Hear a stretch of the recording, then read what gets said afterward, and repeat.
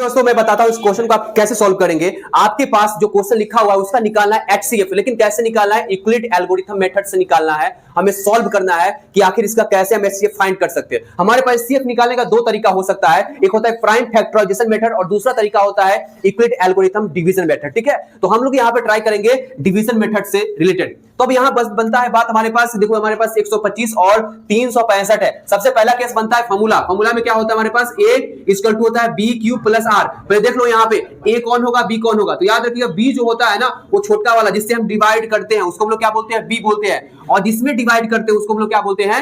A बोलते हैं। कोई दिक्कत यहाँ पर है? बस में आ गया। चलिए अब इसी केस में हम लोग सबसे पहले ट्राई करते हैं, हम लिखने की कोशिश करेंगे 125 से डिवाइड करना है हमको कितना में? तो 365 में 2 टाइम्स में डिवाइड करिएगा तो आपके पास आ जाएगा 250 आएगा।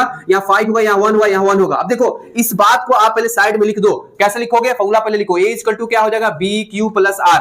अब देखो यहाँ पे A क्या है हमारा, तो A क्या है बताओ? तो ये बीच वाला A हमारा, तो A इक्वल टू का 365 इसमें डिवाइड किए हैं। B मतलब किससे डिवाइड किए? 125 से। कितना बार में डिवाइड किए भाई साहब? 2 बार में। हमारे पास कितना रिमाइंडर आया है? 115 रिमाइंडर आया है। तो याद रखिएगा हमें HCF के रूल में सिखाया गया है, क्या सिखाया गया है कि जब तक आपका जीरो ना आ जाए तब तक आप क्या करते रहिए? सक्सेसिव डिवीजन करते रहिए, मतलब छोटे छोटे पार्ट में उसको ब्रेक करते चले जाइए। ठीक है, तो मैं फिर से इसी बात को रिपीट करूंगा, बस इस बार गेम थोड़ा सा चेंज होगा। गेम में क्या चेंजिंग है भाई साहब? हमको इस बार यहां पे जो दिखाई दे रहा है इसमें डिवाइड करना है इसके रिमाइंडर से। तो चलो एक आप ऐसे पढ़े होइएगा, आपके टीचर ने ऐसे सिखाए होंगे। ऐसे घेर देना है, जो डिवाइड किया उसको यहाँ बीच में डाल दोगे तो 125, फिर से आप इसको ऐसे घेरोगे, फिर जब इसको 1 टाइम्स में दोगे तो यहाँ पे 115 हो जाएगा, यहाँ हो जाएगा 0, यहाँ हो जाएगा 1, ये वाला कट जाएगा। ठीक है, हमारे पास यहाँ पे लेके क्या आया? 3 आया है। ठीक है, क्लियर हो गया बात यहाँ पे?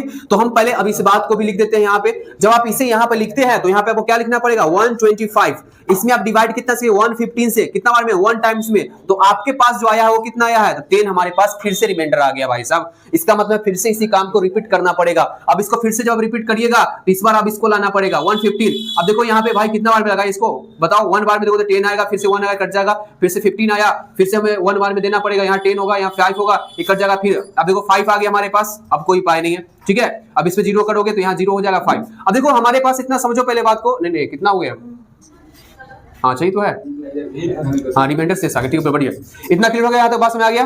तो अब इस बात को हम फिर से यहाँ पे लिखेंगे। हमको क्या लिखना पड़ेगा? 115 में हम डिवाइड कितना से किए हैं? 10 से। कितना बार में? 11 बार में। तो हमारे पास रिमाइंडर कितना आया? 5।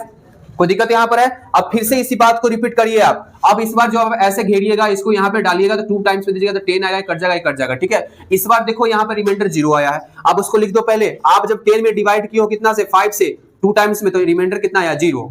तो मैं बताया था कुछ देर पहले ही आपको, जो B होता है वो हमारा क्या होता है? B जो हमारा होता है वो हमारा होता है HCF। इसलिए HCF इक्वल टू क्या हो जाएगा? 5 हो जाएगा। इसका आंसर जो है आपका 5 आएगा। ऐसे आपको क्वेश्चन सॉल्व करना है। यह जो मेथड है, यह मेथड कहलाता है यूक्लिड डिवीजन मेथड।